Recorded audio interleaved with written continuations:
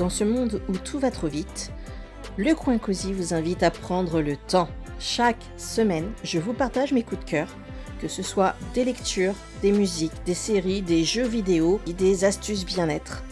Mon objectif, vous offrir un moment de détente, une bulle d'oxygène pour vous ressourcer. Hey, salut à toi, entre, n'hésite pas, installe-toi, fais comme chez toi. Si tu savais comme ça me fait du bien de te parler aujourd'hui, sans filtre, sans avoir à vérifier si ma connexion est stable, alors on va poser les téléphones, j'espère que tu es OK avec ça. Enfin, si tu m'écoutes avec le tien, bien sûr, pose-le juste à côté de toi. L'écran contre la table, ne le regarde plus. On va se regarder, toi et moi, dans les yeux, d'esprit à esprit, pendant ces quelques minutes qu'on s'offre. Je vais te faire un aveu, et un vrai. Tu me vois ici au micro à animer ce podcast, à gérer mes clients, les élèves sur Discord, mes groupes Google bien rangés. De l'extérieur, on dirait que je maîtrise. Mais il n'y a pas si longtemps que ça, j'étais pire que l'ombre de moi-même. Une ombre qui faisait métro, boulot, dodo, sauf que mon métro à moi, c'était le trajet de 3 mètres entre mon lit et mon bureau. Ma vie s'était résumée à une série de pastilles rouges sur un écran. J'étais devenue une extension de ma machine. Je vivais clairement dans l'urgence des autres, c'est clair. Un élève sur Discord qui se décourageait à 21h, je sautais sur mon clavier comme si j'étais un urgentiste en salle d'opération. Un client qui envoyait un Slack, pas de problème, mon cœur s'emballait. J'avais cette petite peur viscérale presque animale que si je décrochais ne serait-ce qu'une heure, tout allait s'effondrer, que j'allais perdre mes stats, ma légitimité, mon business, tout ce que j'avais bâti. Et puis un matin,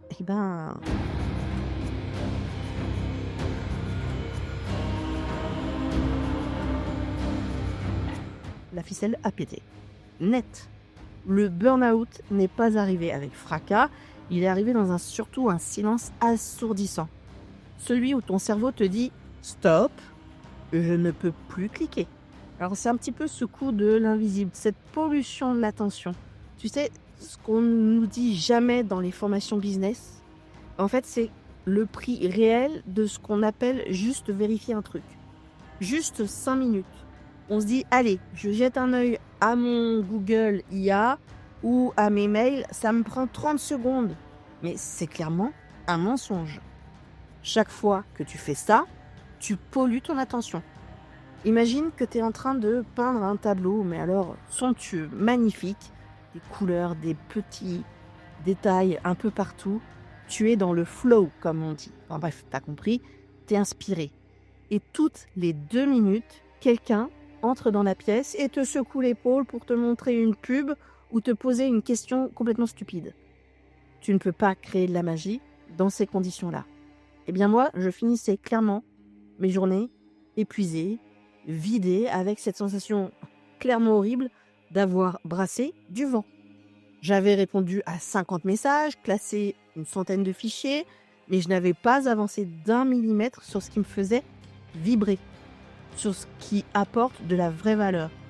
Mon cerveau a été fragmenté, éparpillé en 1000 morceaux de 30 secondes, et on ne peut pas diriger un business avec un esprit en miettes. On devient réactive au lieu d'être créative. Et on subit surtout sa vie au lieu de la sculpter. On parle souvent du syndrome de l'imposteur. Moi, j'ai envie de te parler du syndrome du sauveur digital. Tu sais, c'est cette culpabilité. Alors perso, je la connais bien celle-là. Je pensais clairement, vraiment, que j'aidais mes élèves en étant disponible H24 sur Discord. Je me prenais pour la sauveuse, la boussole permanente, mais c'est une erreur monumentale. Pour eux comme pour moi. Alors je précise, ce ne sont pas mes élèves à moi, ce sont les élèves de mon client principal. Mais en étant leur béquille à chaque micro-doute, en fait, je les empêchais de marcher seuls. Je sabotais leur propre apprentissage. Chaque fois que je répondais à la place de les laisser chercher, je leur disais inconsciemment « tu n'es pas capable de trouver sans moi ». Ou en gros, là tout de suite maintenant, tu as besoin, bim, je suis là. Mais dans 6 mois, quand tu auras fini ton accompagnement, tu seras tout seul face à ton écran. Et là, je serai plus là. Donc aujourd'hui, j'ai appris à me retirer. Et tu sais quoi? C'est clairement libérateur, hein, de réaliser que le monde ne s'arrête pas de tourner quand on n'est pas là. Bon, quand on se minimise un peu comme moi, on le sait ça, mais peut-être que justement parce qu'on le sait, ou qu'on le ressent, ou qu'on a cette sensation, on veut être là parce qu'on se dit, justement, on va montrer que si, on est utile, qu'on voilà. Bon, bref, en leur laissant de l'espace pour se tromper, pour galérer un peu et finalement réussir par eux-mêmes, ils sont devenus bien plus fiers de ce qu'ils faisaient. Se foutre la paix, je pense que c'est clairement aussi foutre la paix aux autres. C'est leur faire confiance, et cette confiance, elle vaut tous les messages de motivation envoyés à minuit. Et donc, tu t'en doutes, avec toute cette chose que j'ai réfléchie, etc., il y a une sorte de météo intérieure, tu sais, que tu dois gérer avant de cliquer. J'ai dû mettre en place ce que j'appelle, moi, des garde-fous. Et maintenant, j'ai une règle d'or. C'est que avant de déverrouiller mon écran, je m'arrête quelques instants. Je ferme les yeux 3 secondes et je check ce que je t'ai dit, cette fameuse météo intérieure. Est-ce que je prends mon téléphone parce que j'en ai besoin pour travailler? Est-ce que je le prends parce que je me sens anxieuse, seule ou que je m'ennuie? Et je te parle du téléphone parce que je sais que vous êtes très nombreux à ne plus savoir comment faire quand vous ne l'avez pas. Moi, je suis pas une accro du téléphone, mais l'ordinateur, j'avoue, je suis accro à l'ordinateur. On utilise nos smartphones un peu comme des pansements. Alors quand je dis smartphone, encore une fois, hein, ordinateur aussi. Mais je reste sur les smartphones parce que c'est vrai que c'est la dépendance la plus connue. Donc on utilise ces smartphones en fait comme des pansements sur des jambes de bois. On va scroller pour anesthésier un vide ou une peur. Et puis en gros, le problème c'est que le pansement il va finir par s'infecter. Parce que si tu ouvres Insta alors que tu te sens déjà moins que rien, tu penses vraiment que voir la vie parfaite des autres, ça va t'aider? Bien sûr que non. Alors apprends à poser le diagnostic avant de prendre ta drogue digitale, parce que c'est une dépendance, donc c'est une drogue. Eh bien c'est ça, reprendre ton pouvoir. Parfois, la solution, c'est pas dans un groupe Google, sur Slack, sur, je sais pas, sur Insta, sur TikTok, etc. Mais c'est, comment te dire ça? Cette solution, elle est dans une grande inspiration ou un verre d'eau bu en regardant par la fenêtre. Ça ne dure pas longtemps, mais c'est hyper important. Peut-être que par la fenêtre, tu vas voir un oiseau que tu trouves joli.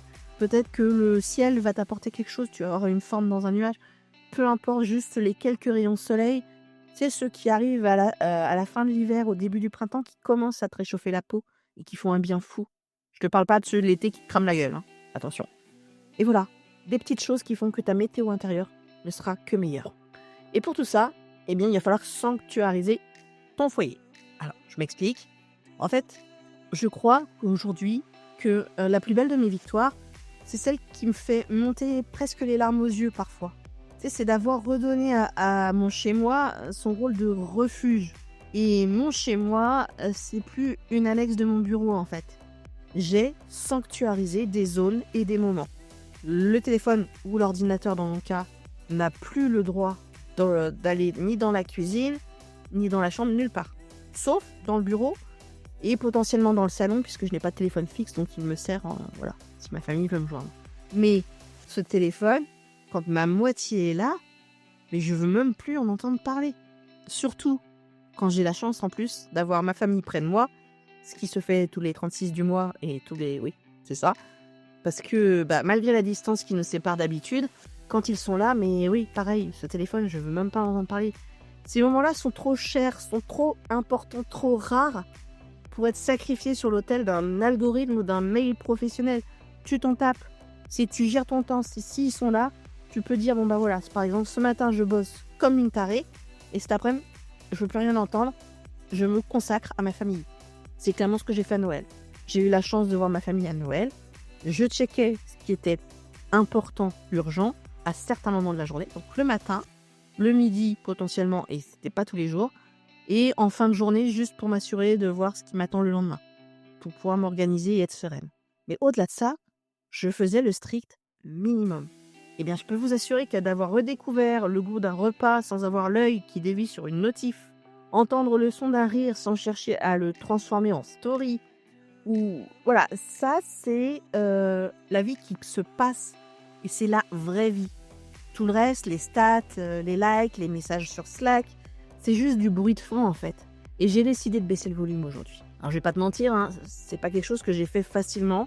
C'est parce que je me suis cassé la gueule que je l'ai fait. Mais au début, quand tu coupes, tu vas avoir l'impression qu'il te manque un membre. J'exagère pour certains parce que tout le monde n'a pas la même dépendance à ces outils. Mais tu vas chercher ton téléphone dans ta poche ou tu vas aller dans la pièce où il y a ton ordinateur, alors que justement, initialement, cet outil n'est pas près de toi. Et tu vas ressentir ce qu'on appelle la peur de rater quelque chose. Et ça, moi, j'ai cette peur, je la combats encore un peu aujourd'hui, je vais pas mentir là-dessus.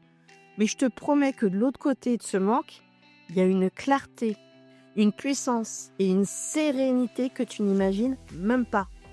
Tes clients, tes élèves, tes abonnés, tes auditeurs, ils t'aiment pour ta lumière, pour ta vision, pour ton humanité. Certainement pas pour ta capacité à taper plus vite que ton ombre à minuit. Alors du coup, tu t'en doutes, je vais te poser une question à toi qui es en train de m'écouter.